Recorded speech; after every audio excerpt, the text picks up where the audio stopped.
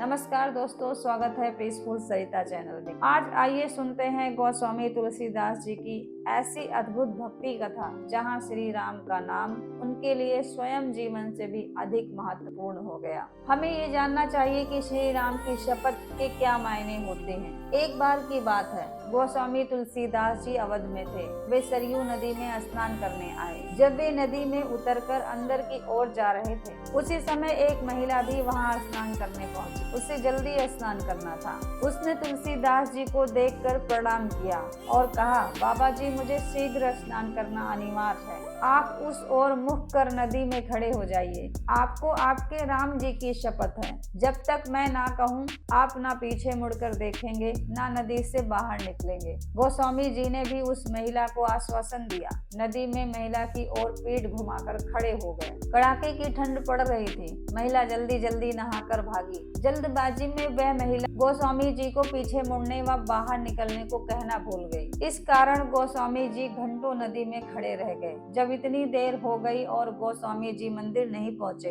तब लोग हर जगह उन्हें ढूंढने लगे। ढूंढते ढूंढते पता चला कि गोस्वामी जी स्नान करने गए थे। तब से ही अभी तक वापस नहीं आए। उनके साथ के लोग सरयू नदी के किनारे जा पहुंचे। उन्होंने वहां पाया कि गोस्वामी जी नदी में खड़े हैं। उन्होंने गोस्वामी जी से बाहर निकलने का आग्रह किया। तब गोस्वामी जी ने मना करते हुए कहा, मैं बाहर नहीं निकल सकता हूँ। एक महिला ने मुझसे शपथ ली है, यदि वो देवी मुझे बाहर निकलने को कहेंगी तभी मैं बाहर निकल सकूं। तुलसीदास जी की ये बात सुनकर सभी लोग हैरान हो गए। धीरे धीरे ये बात राजा के पास पहुँच गई। राजा कुछ समझ नहीं पाए। वो शीघ्र ही गोस्वामी जी के पास पहुँचे। राजा ने गोस्वामी जी से बाहर निकलने की विनती करते हुए कहा, किसी व्यक्ति की शपथ के कारण इस कड़ाके की ठंड में नदी में खड़े रहना स्वास्थ्य के लिए सही नहीं है। सबसे महत्वपूर्ण आपका स्वास्थ्य है। परंतु गोस्वामी जी ने उन्हें मना करते हुए बताया कि मेरे से कहीं अधिक मेरे प्रभु का नाम महत्वपूर्ण है। उन देवी ने मुझे मेरे प्रभु श्री राम की शपथ दिलाई थी। उनका नाम मेरे पूरे अस्तित्व से अधिक महत्वपूर्ण है। राजा जी ने गोस्वामी जी से पूछा, बाबा जी, उन देवी का नाम क्या है? कहाँ की रहने वाली हैं वो? इस प्रश्न पर तुलसीदास जी ने राजा से कहा, मुझे ज्ञात नहीं है। तब राजा ने पूरे अवध में ढोल बजवा के उन महिला को शीघ्र सरयू नदी के तीर पर उपस्थित होकर गोस्वामी जी को शपथ मुक्त करने का आदेश दिया। उन महिला को जैसे ही अपनी गलती का आभास हुआ, वे दौड़ती हुई नदी के तीर पर जा पहुंची।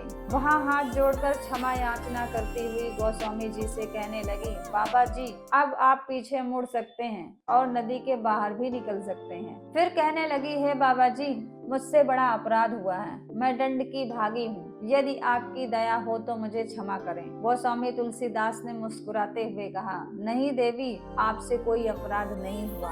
मेरे प्रभु चाहते थे कि मैं यहाँ एकांत में श्री सरयू जी के जल में उनकी भक्ति करूं। मुझे ऐसा करने का शुभ अवसर प्राप्त हुआ। इसके लिए आपको धन्यवाद। ऐसे होते हैं सिद्ध पुरुष। ये भारत भूमि है, देव भूमि है, जिसे भगवान भी अवतरित होने के योग्य समझते हैं। भारत भूमि संतों की भूमि है। अनंत काल से कितने ही बड़े ऋषि मुनि, महात्मा, संत जन, साधु यहाँ जन्म लेते आए हैं। अपने ज्ञान की धारा से अपने समय में और उसके बाद भी लोगों को निर्मल करते हैं। इस कथा में हमें यही शिक्षा मिलती है कि प्रभु का नाम संसार की हर वस्तु से बड़ा है। तुलसीदास जी की तरह यदि हम भी अपने जीवन में भक्ति, आस्था और धैर्य को स्थान दें तो जीवन स्वयं ही सफल हो जाता है। यही संतों का संदेश है, यही प्रभु की राह है। जय श्री राम।